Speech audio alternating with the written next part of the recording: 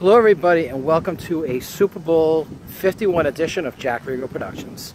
Today I'm going to talk about the matchup of the Atlanta Falcons against the New England Patriots.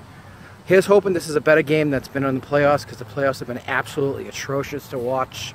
Lots of ugly games. Last weekend the same thing. Both teams earned their way. Atlanta gave the Packers a beating and the Patriots gave Pittsburgh a beating, which surprised me because I thought those other teams were good opponents. All right, let's get into the game now. Now, the Patriots, this is the 7th time they've been to the Super Bowl with Tom Brady, which is unbelievable. 7 times. Some teams haven't been to the Super Bowl once. Hello, Cleveland. Hello, Detroit. So, Brady's had a remarkable career, even though people hate him. He's awesome. Little deflation of football doesn't take away from all those wins and lifetime everything. If you hate him, that's great. Hate's a respect. Hate the Yankees. Hate the Montreal Canadiens. Hate the Boston Celtics. Hate the LA Lakers. Hate the Dodgers. Awesome. Great. Hate the Broncos. So, whatever. Too much hate in this world. Anyways, now, when the Patriots have the ball against Atlanta, they have a lot of weapons that they can use against the Falcons defense, which has done better the last 7 weeks, giving up about 18 or 19 points a game versus the 25 that they did early in the season. You got Edelman, who's the speedy inside slot guy, who's capable of running shallow crosses, down and outs, whatever he needs to do to get open. He can run off coverage, the bunch formations with the 3 together, etc. Chris Hogan's done an awesome job filling in when Amendola was injured. He was 180 yards receiving last week against the Pittsburgh. Unbelievable to do that when you're a young guy who's really never had to step up like you have recently, and he has. He stepped up big time, and he was a main reason why they won that football game. Martellus Bennett's a good tight end. He's kind of a decent fill-in for Gronk. I know Gronk is a Hall of Famer.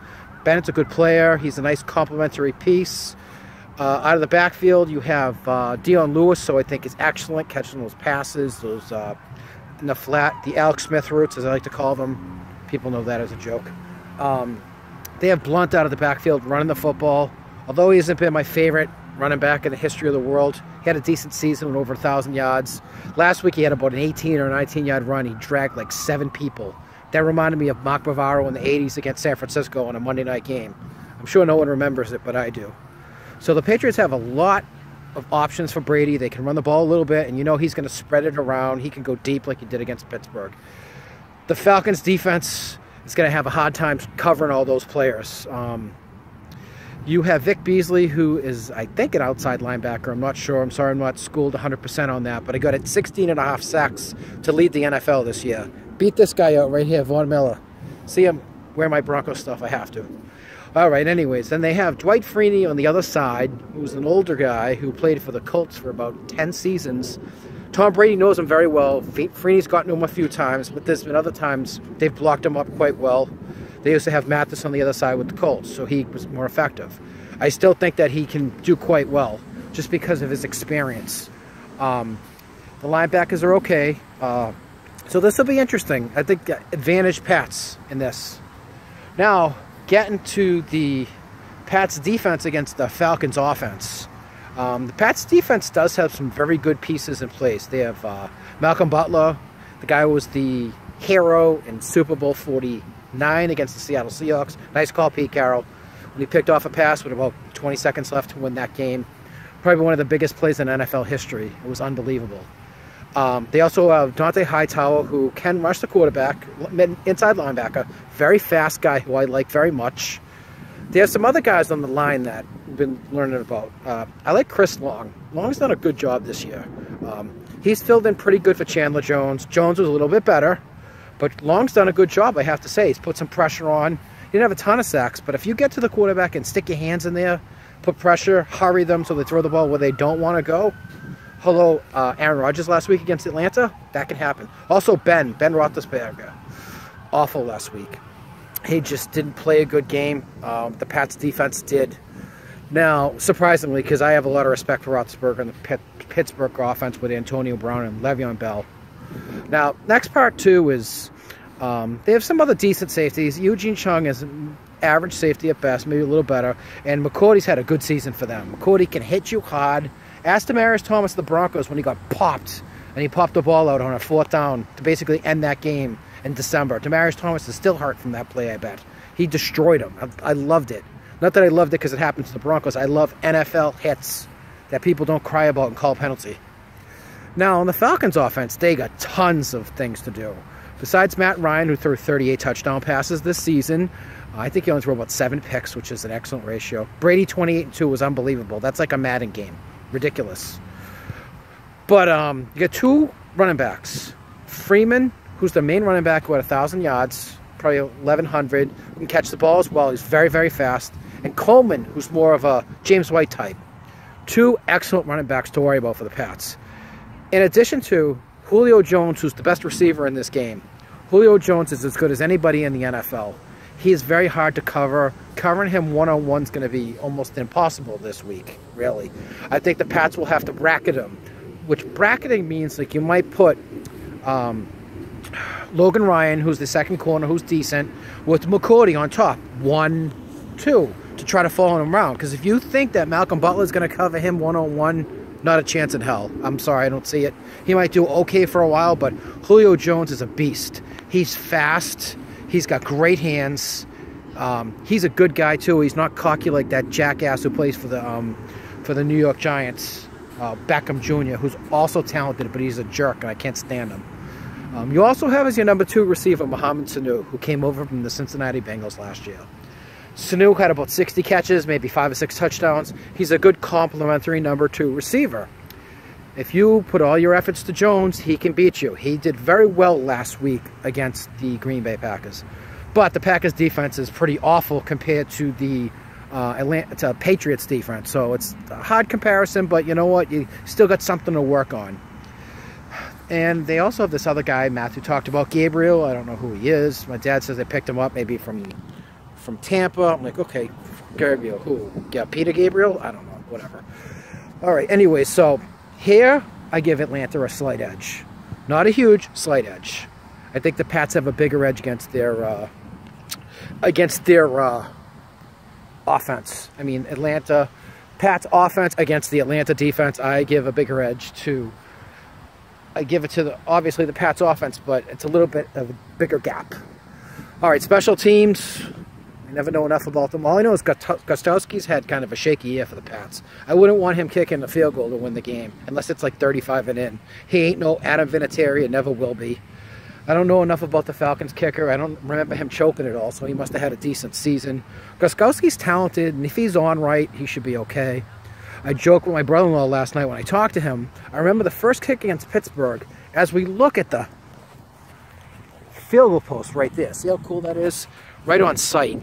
He kicked it, and it went like it looked like a fade shot in golf. He kicked it to the left of the left goalpost, and it went over. I was like, Dad, how did he do that, man? I wish I faded my golf shot like that. That would be unbelievable.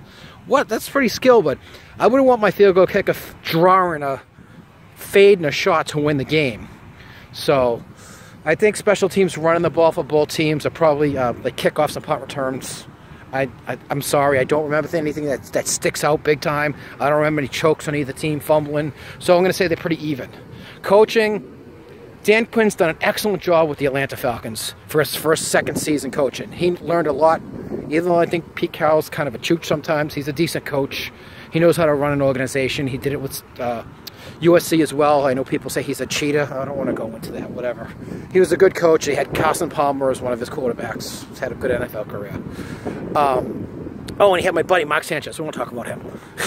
All right, now getting back to Quinn. Quinn knows defense, and he's learned how to do a great job with offense. This kind of reminds me of Brian, what was his name? The guy that used to coach for the Ravens. He was a Minnesota offensive coordinator. Brian something, I can't remember.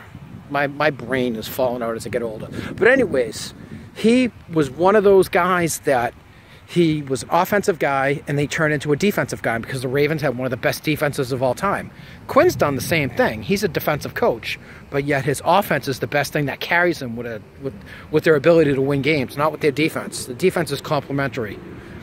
The Pats defense, even though it's good, is complementary to Brady, obviously. The most wins of all time. Everything. It's unbelievable. Lifetime record at Foxborough is like 96-15, which is a joke. Are you kidding me? It's like almost like he made that up. So keys to the Pats: No turnovers. Brady spreads the ball out, obviously, which he always does. And I'd like to see them run the ball a little bit. I think that's very important. With the Falcons, they need to hold on to the ball because they can't have Tom Brady have it the whole time. So you don't want Ryan throwing 9,000 passes down the field. You want to have control. When teams have beaten the Patriots in the past, they usually control the clock. The Ravens, the Broncos. It's important, really. If you try to get into a shootout with them, as good as your offense is, unless you just wipe the crap out of them, I think you're going to have a hard time. We might have a 52-48 game. 51-48, the Broncos against Dallas a couple of years ago. 51-48. It was the craziest game I think I watched in like forever. Okay, my pick, I think it's going to be a really exciting game, high scoring. I think the Pats are just a little bit better team. Atlanta's very capable of winning this game, but I think the Pats are going to 34-27. We're going to be entertained finally for this postseason. We've seen a lot of garbage this year. We don't want to see any more garbage. All right, now I want to talk about a couple little different things too that are fun. Some people don't know about these things, and some too when it comes to the gambling. How about those square pools? And there's 100 squares, and there's 4 payouts: first, second, third, fourth quarter, or end of the game. Basically, you'll sign a square. Jack Rigo, Pat 7, Atlanta 7. If the score at the end of the first quarter is 7-7, you win, depending on how much the money is, $250, $125, etc. Now, sometimes you have them when they switch scores. Okay, to be fair, so no one who has 9-9 is going to get stuck with that garbage the whole game. You'll go from 9-9 to 7-4. Okay, 17-14 in the second quarter because the score changed. You won. So that's an interesting tidbit. Another one I was talking to my dad about earlier was they had these other things when you bet like a plus minus of like yardage. For example, 100 years ago when Giants played against the Ravens, Brian Bilk's the coach, by the way, just so you know. I found it in my small brain. I had Tiki Baba plus, I think it was 55 yards rushing for the whole game. And if he went over 55, I did over, I won the bet. I bet like $50 on it. I think he ran for like 60 bucks. Yeah, I won 60. Haha. He ran for like 65 yards against that great Ravens defense because at the end of the half, he got an inside handoff from Kerry Collins, of all people, of the Giants, and he ran for like 25 yards. God, I don't remember who's on that team. What's his name? Richard Seymour, no. Jason Sehorn, cornerback, was one of the guys on that team. Monty Toomer was a long time ago. And Mr. Good Morning America, Strahan, was on there too. Now, a couple of the interesting ones too, which you guys are probably going to laugh at, but I remember them. They used to have, back in the day, they'd have Michael Jordan points scored plus 30 versus yards rushing for Devontae Freeman. Whatever his name is. So, if Jordan scored 40 and you add 30, it would be 70. Freeman would have to rush for 71 yards to beat that. So it's kind of like an interesting tidbit. They had final total score, the Bulls against the Celtics, versus Tom Brady passing yards. Not now, because he threw for close to 300. So if the final was Bulls 125, Celtics 124, so it's 249, 200, whatever it is, versus Tom Brady yards passing, he passed for 300, you win, taking Brady. So stuff like that makes it a little bit more fun. How about the first Lady Gaga song? There's going to be a bet on that. Born This Way? I don't know. I'm just throwing stuff out there. Just trying to have fun. I hope you guys like this. I enjoyed this, even though my hand's frozen right now. I had fun doing this big time at nice soccer, football, whatever, in Arlington. First time I've ever been there. There's the goalpost. There's kids playing soccer. And here we go. You all have a wonderful day. Enjoy the Super Bowl. And because of my family and friends, I'm rooting for the Pats to win. Okay? If you don't like that, that's too bad. My father and my family mean more than you. I'm crying about deflated footballs, etc. Hope everyone else enjoy this and have a wonderful afternoon, evening.